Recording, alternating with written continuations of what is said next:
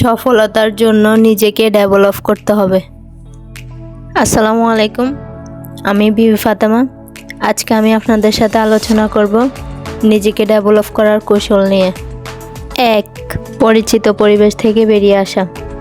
আপনার আশেপাশের মানুষ যদি আপনাকে সামনে এগিয়ে যেতে সাহায্য না করে, তাহলে সেই পরিবেশ থেকে বের হয়ে আসবেন।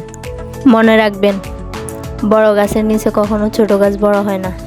অন্যর ছায়ায় না থেকে নিজের জন্য নতুন করে জায়গা তৈরি করে নেবেন। দরকার হলে নিজের শহর ছেড়ে নতুন কোনো জায়গায় গিয়ে থাকবেন, যেখান থেকে আপনি নতুন কিছু শিখতে পারবেন। 2. সাময়িক পিছিয়ে যাওয়া সফলতার জন্য প্রস্তুতি নেওয়া।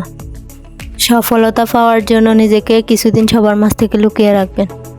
সমালোচনা আসবে, কিন্তু একদিন সেই সমালোচনাকারী ব্যক্তিগুলাই আপনার প্রশংসা করবে।